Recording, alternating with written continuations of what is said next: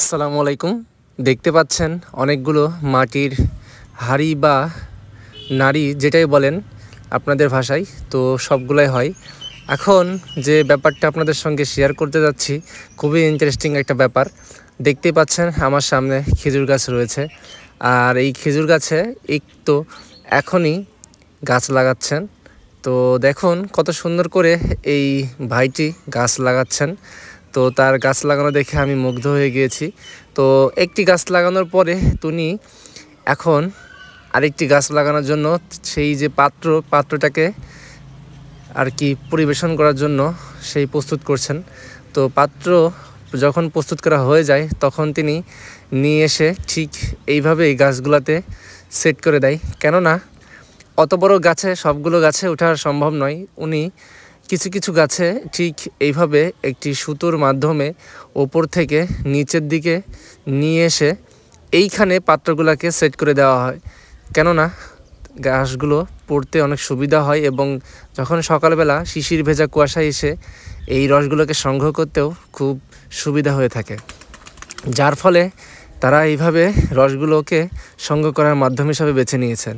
দেখেন চারিদিকে শুধু খেজুর গাছ, প্রত্যেকটি খেজুর গাছে খুব সুন্দর চেহারা, প্রত্যেকটি খেজুর গাছেই খুবই সুন্দর করে রসগুলো পড়ে। কেননা প্রত্যেকটি খেজুর গাছে খুব যত্ন সহকারে কাটা হয়, আর এই খেজুর গাছ যখন কাটা হবে না তখন রস পড়বে না।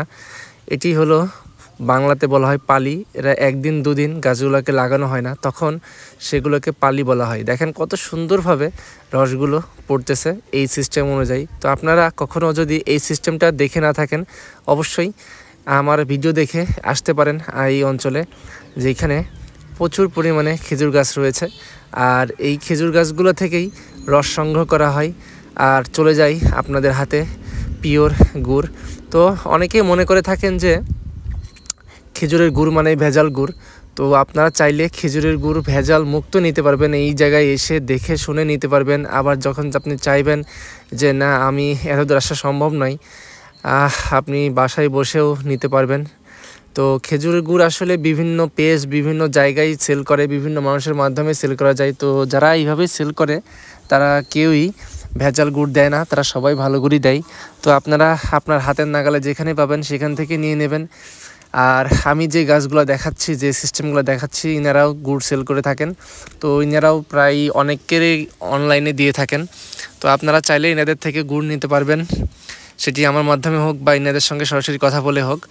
তো দেখেন কত সুন্দর একটি পরিবেশ, এই পরিবেশগুলোতে আসলে অবশ্যই আপনার মনটা ভরে যাবে। দেখেন সবাই গাছ লাগানোতে ব্যস্ত রয়েছে, আর এই যে দৃশ্যগুলা চারপাশে শুধু খেজুরের গাছ। এই জায়গায় প্রায় ৩-৪ হাজার খেজুর গাছ রয়েছে। তো ৩-৪ হাজার খেজুর গাছ কিন্তু আসলেই অসাধারণ লাগছে দেখতে। তো দেখতেই পাচ্ছেন এখন এই গাছগুলো থেকে রস সংগ্রহ করা হবে, আর এই রস সংগ্রহ করার জন্যই কিন্তু এই পাতিলগুলো বা এই বালতিগুলো নিয়ে আসা হয়েছে। তো খুবই সুন্দরভাবে গাছে ওঠা হয় এবং রসগুলো পাড়া হয়। দেখেন কত সুন্দরভাবে একটি গাছ থেকে রস সংগ্রহ করা হলো এবং রসগুলোকে ঢেলে এর মধ্যে রাখা হলো। দেখেন কত সুন্দর একটি রস এই বালতির মধ্যে ঢালা হলো।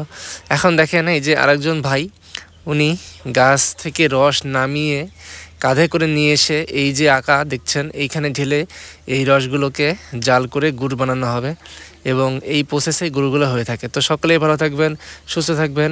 আসসালামু আলাইকুম।